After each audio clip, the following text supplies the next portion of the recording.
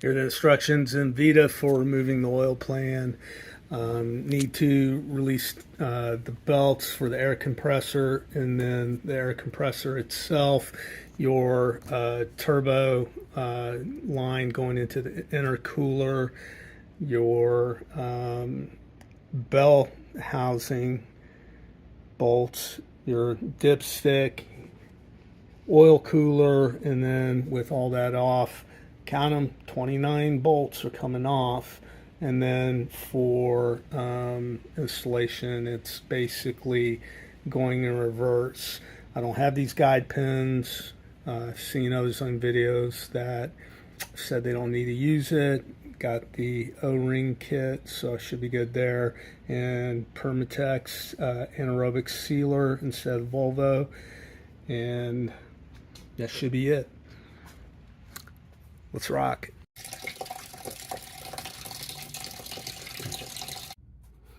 Car is up on jacks. Wheel well is off to give access to this adjusting arm.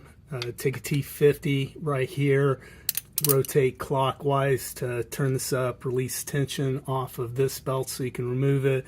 Then remove this attachment, I believe a 13 millimeter, comes straight off. That gives you access to this T50. Go counterclockwise to release tension and remove the other belt. FCP Euro has got a good video to how to do this.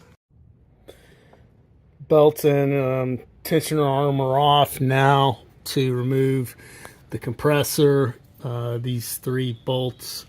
This third one, you have a line that's in the way, so this attachment arm, I'm going to remove these bolts and kind of loosen up so I can access this bolt and hopefully pull the compressor free. Compressor's free, you're going to be pulling out pretty long.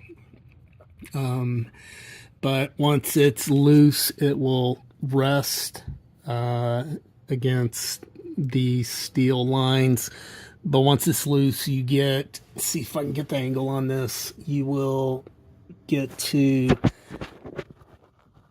that bolt there on the oil pan, and see, the light's not great, but you will get to here in the corner here, bolt here.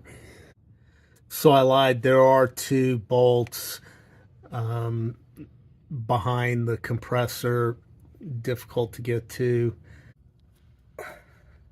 So one of them I had to come from the other side, and then the others you can come from the wheel well and get started. Once you get them started, they're not too bad. Next on the list is the charging pipe. So get worm clamp, 10 millimeter here. There's another 10 millimeter on the other side. The other worm clamp, just pull the whole pipe out.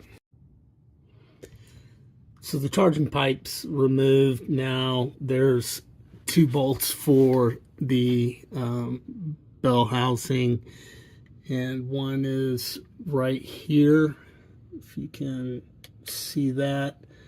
And then if you follow this line, you will see the other one right here, 13 millimeter for both.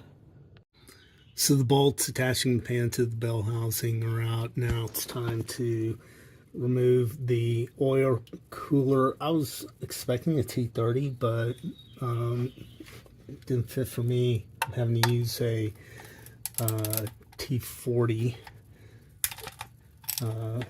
for these, but you got 1, 2, and then 2 on the other side that you need to remove to pull the oil cooler out. So the T40 Torx bolts are out, and I think this is just supposed to, whoa, there we go. Hold on.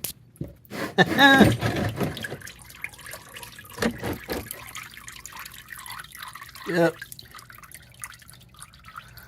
Nice. Okay, let that drain all the way. Be warned, folks. Don't be like me. No, I shouldn't have seen that one coming at all. Now we get to unbolting all of these 10mm bolts all around the pan. Vita says there's 29 of them, so better get to it. Definitely have to be patient to take all these out. Not hard, just need to be patient. At this point, I have a single bolt on the attached to the bell housing, and then a single bolt down at the other end. And I'll just take one off and then kind of hold it in place while I get the other bolt, and hopefully it doesn't drop right on top of me. And you can see I had to pry it, and I kind of scored the mismating surface part right there. I'll try and sand that gently as best as I can. Otherwise, you can see with the T5, and again, here's your compressor for reference. I've already removed one O-ring that goes here. There's another O-ring that goes here.